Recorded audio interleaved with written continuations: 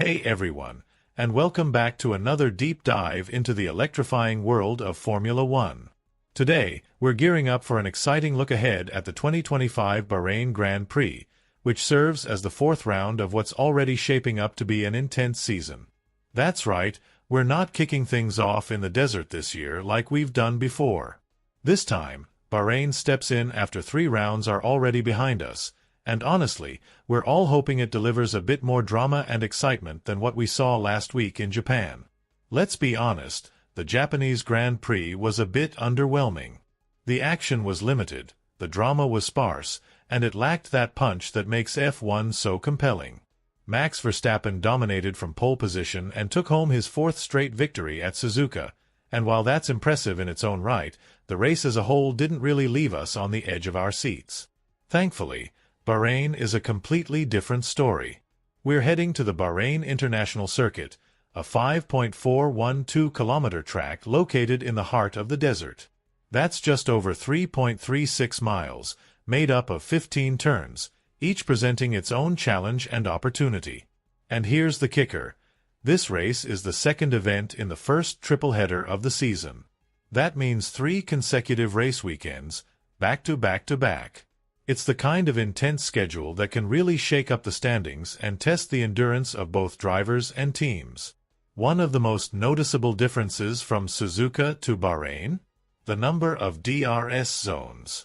While Japan only offered a single DRS zone, Bahrain steps things up with 3. That's right, 3 separate zones to open up the rear wing and chase down the car ahead. The first one runs between turns 3 and 4, the second between turns 10 and 11, and the third is right down the main straight, heading into turn 1. And the best part?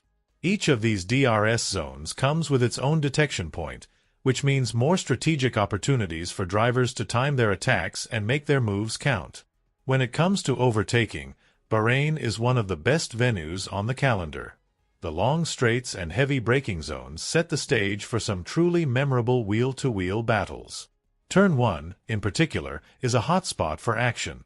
Thanks to the long DRS run leading into it, drivers often arrive side by side and have to duke it out through the corner. But that's not the only chance. Right after Turn 1, you've got another DRS detection point leading into Turn 4, and that section has hosted some of the best overtakes in recent years. And if you think Turn 9 and Turn 10 aren't places to overtake, think again. Just ask Fernando Alonso. Back in 2023, the Spanish veteran pulled off one of the most daring moves we've seen in a long time, overtaking Lewis Hamilton in a sequence that left fans speechless. Alonso proved that if you've got the guts and the grip, Bahrain will reward you. Now, let's talk track changes, or rather, the lack of them. At the time of this recording, there are no major updates or modifications to the layout, which is honestly fine. The current version of the track is widely regarded as one of the better designed circuits in modern Formula One. What's interesting, though, is that despite being part of the calendar since 2004, Bahrain still somehow feels like one of the fresher, more dynamic stops on the tour. Maybe that's just me, but I think the nighttime setting and the unique desert backdrop give it a vibe that few other venues can match. Originally, Bahrain was run as a daytime race. That changed in 2014, when organizers decided to switch to a night race, and that decision transformed everything. The visuals, the atmosphere, the temperature, it all shifted. And that same year, we were treated to one of the all-time great races, Lewis Hamilton versus Nico Rosberg in an intra-team battle for the ages. If you haven't seen it, do yourself a favor and watch the replay. It's a classic. Over the years, Bahrain has hosted F1 races using 3 different layouts. The current configuration is the most commonly used and arguably the most effective for producing good racing. But in 2010, we had the endurance layout, which was longer and, quite frankly, less engaging. Then in 2020, during the height of the COVID calendar chaos, we saw the outer loop version used for the Sakir Grand Prix. And that one? Pure chaos. Fast, unpredictable, and full of action. It was different, and it worked for what it was. Still, the standard layout remains the fan favorite. With a balance of speed, technical corners, and overtaking zones, it gives drivers the platform to push hard and fans the kind of action we crave. All told, the Bahrain circuit, across its various configurations, has hosted 21 official F1 races. And in that time, 10 different drivers have claimed victory under the desert sky. No surprise here. Lewis Hamilton leads the pack with 5 wins in Bahrain. He's made this track one of his strongholds. And when it comes to qualifying, 3 drivers have shared the top spot for the most pole positions at this venue. Sebastian Vettel, Max Verstappen, and Hamilton all have 3 poles to their name here. That's 9 in total between the 3 of them. Now here's a fun little side note. 9 poles among 3 drivers leaves you with 6, and guess what? 6 is also the number of dry tire compounds that Pirelli offers across their range. And yes, it's time to talk tires again. As is often the case for this Grand Prix, Pirelli is bringing their hardest compounds to Bahrain. The track surface is quite abrasive, and with temperatures dropping after sunset, tire strategy becomes even more crucial. Drivers and engineers will have to be sharp, predicting track evolution, managing wear, and deciding the right time to pit. Under the lights, every second counts. So what can we expect this weekend? High tire degradation, multiple pit stops, and plenty of opportunities for strategy to shake things up. Add in those 3 DRS zones and a layout designed to reward brave overtaking, and you've got the ingredients for a classic night race in the desert. That's everything for now, but buckle up, because this season is just starting to hit its stride. Bahrain might not be round 1, but it could be the race that sets the tone for what's to come. Stay tuned, and get ready for more drama, more speed, and hopefully, a whole lot more action under the secure floodlights. Alright, so let's dive into the tires first because, as always, they'll play a massive role in shaping the strategies and the outcome of this weekend's Grand Prix. Pirelli is once again bringing the hardest compounds from their dry weather range to this race weekend. The C1 as the hard, the C2 as the medium, and the C3 serving as the soft option. This marks the 2nd consecutive race weekend where we're seeing this tough trio of tire choices. However, unlike last week's outing at the cooler and twistier Suzuka circuit, Bahrain is an entirely different animal. To begin with, while Bahrain may look a bit more forgiving on paper when it comes to overtaking and layout design, it poses a very different set of challenges. One of the most notable differences we'll be seeing this weekend is the ambient temperature. It's expected to be significantly warmer than it was in Japan, with a projected difference of at least 10 degrees Celsius between last Sunday and the upcoming race day. That kind of heat can change everything in terms of tire behavior, track evolution, and pit strategy. Despite the expected grip levels being fairly solid, Bahrain remains one of the harshest tracks on the calendar when it comes to how it treats tires. The surface is notoriously abrasive, which means it quite literally eats away at the rubber. However, according to Pirelli, while the wear and graining issues are not typically the most limiting factors here, what does become a real challenge is thermal degradation, especially on the rear axle.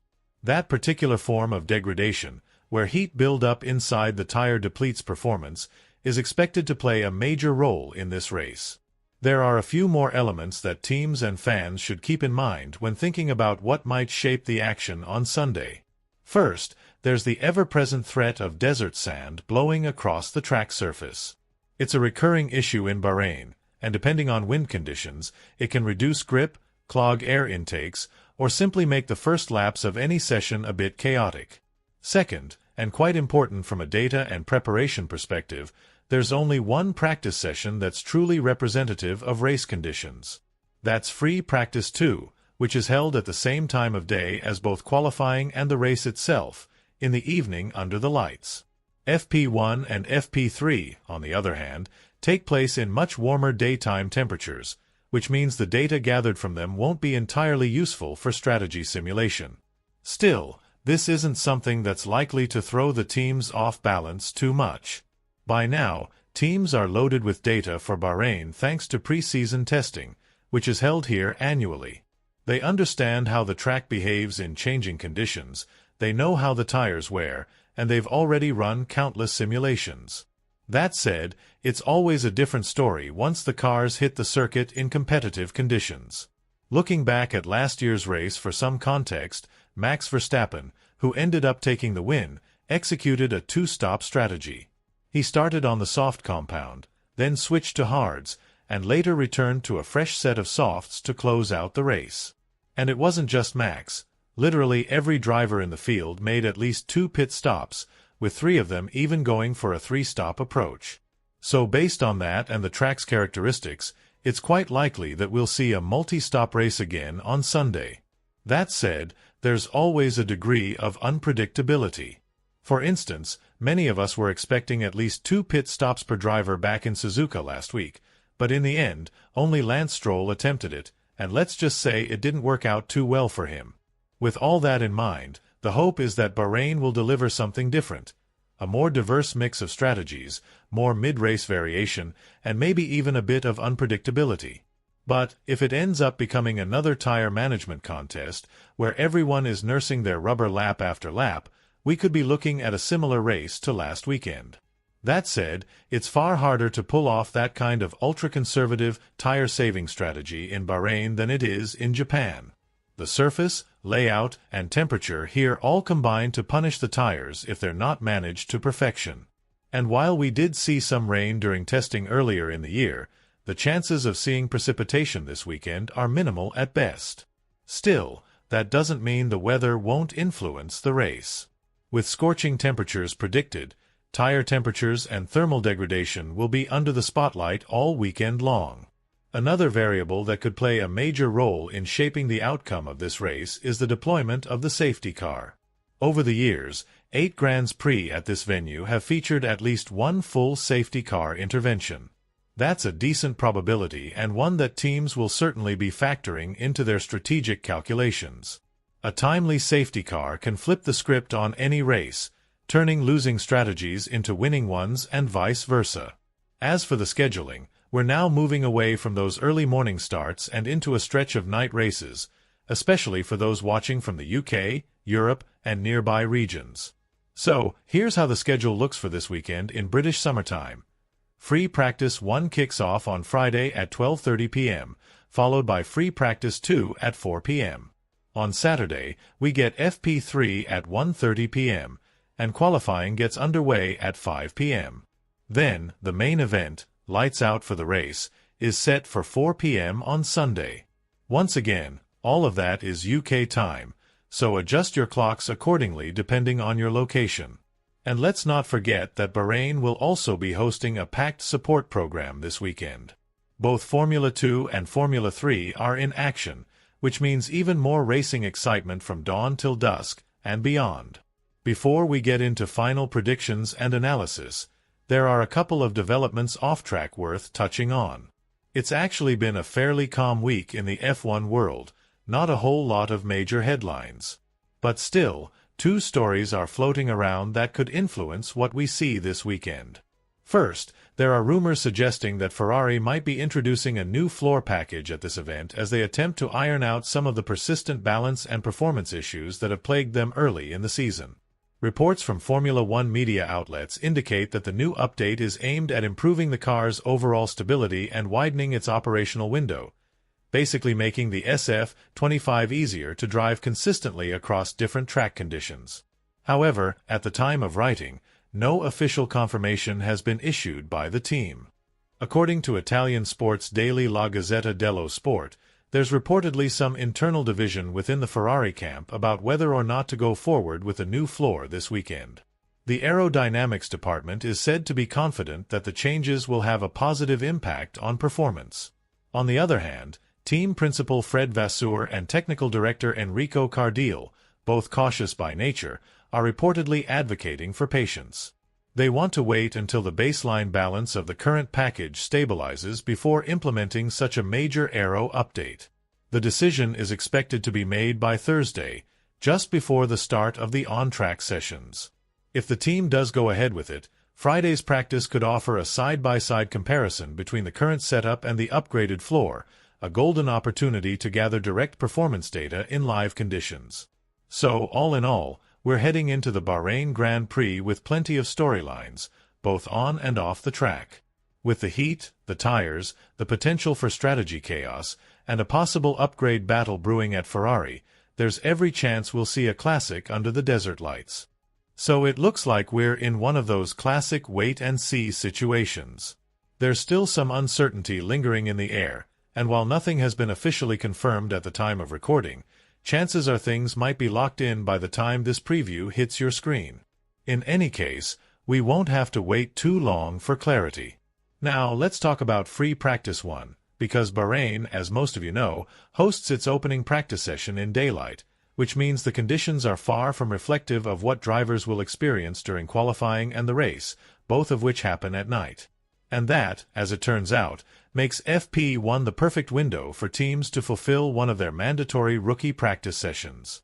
Every team is required to give a certain amount of track time each season to young or less experienced drivers, and Bahrain's daytime FP1 provides an ideal opportunity to do just that. As of the time I'm sitting here recording this, 6 teams have officially announced they'll be running rookies during FP1 on Friday. Here's the lineup. First up, Ayumu Iwasa will be stepping into Max Verstappen's Red Bull for the session, giving the young Japanese driver a shot behind the wheel of the reigning champion's car. Over at Ferrari, Dino Beganovic is set to make his debut in an official Formula One weekend, taking over from Charles Leclerc in that opening practice hour. Mercedes will see Frederik Vesti sub in for George Russell, while Aston Martin will be temporarily parting ways with Fernando Alonso to give Felipe Drugovich a chance to get more seat time. That's already a fascinating swap, and then it gets even more interesting. Rio Haryanto, who seems to be making a personal mission out of testing for as many teams as possible, will be driving for Haas in FP1, replacing Ollie Bearman. You might remember Haryanto from his stints with McLAREN in Abu Dhabi last year and Alpine just recently in Japan. Now he adds Haas to the list. And finally, Williams has confirmed that Luke Browning will get his turn in the FW46 by stepping in for Carlos Sainz during FP1. Again, that's everything we know for sure at this point, but more announcements could very well surface before Friday morning. Keep an eye out, because these last-minute driver swaps can often lead to surprise performances or big news down the line. Alright, now comes the fun part. It's prediction time. And as always, please don't take these too seriously. This is just a bit of light-hearted speculation, a bit of pre-race fun. Of course, if you disagree with any of my calls, and you probably will, feel free to drop your own picks in the comments below. I love reading your thoughts. Looking back at the previous round, yes, I managed to get the podium right. Sort of. I had all 3 drivers, just not in the correct order. Close, but no cigar. But hey, I did correctly identify Racing Bulls as the 5th fastest team, which counts for something, right? This weekend, though, I'm leaning heavily toward McLaren. Their car seems incredibly well suited to this track layout. If they can replicate the performance they showed in Suzuka, and assuming everything else remains stable, they genuinely look like they have the fastest package on the grid right now. That said, as we saw in Japan, writing off Max Verstappen is always a huge mistake. He'll be a formidable contender once again and should not be underestimated. There's been plenty of discussion lately about how difficult overtaking has become in modern Formula One. That narrative has certainly played out so far this season, and even Fred Vasseur recently warned that the sport risks turning into a qualifying championship, where whoever starts on pole ends up staying there until the checkered flag. That might be true in some places, but Bahrain is a bit of a different story. I've already said it at least twice in this video, but I'll say it again. This circuit is one where overtaking is absolutely possible, and we've seen plenty of action-packed races here before. So it's far from guaranteed that the pole sitter will run away with it. Still, I think we're shaping up for a real head-to-head between McLaren and Max Verstappen, with Mercedes and Ferrari most likely scrapping for the honor of being best of the rest. I'd love to see Yuki Tsunoda up there mixing it with the frontrunners as well. He's been putting in some strong performances, and I think he's capable of cracking into the top 7 if things go his way. But yeah, this could end up becoming as predictable as my predictions during Max's dominant 2023 run. So I'm going all in on McLaren for this one. Based on recent pace and overall momentum, I'm predicting Oscar Piastri to take pole position and seal the win. Max Verstappen, either through clever pit strategy or McLaren tripping over themselves, will finish second. And Lando Norris rounds out the podium in third. As for the rest, I'm calling Mercedes as the third best team overall this weekend.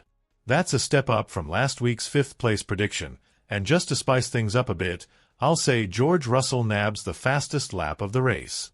Now for some wild card calls, because why not? I'm betting Ollie Behrman scores some points this weekend.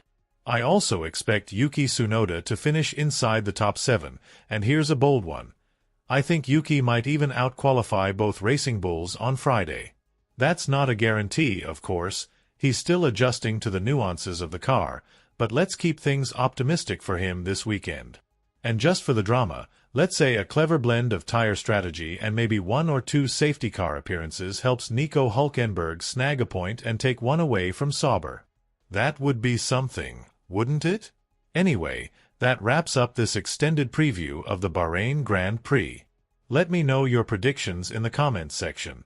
Who do you think will take pole, who will win, and who might surprise us? I'm genuinely curious to hear your takes.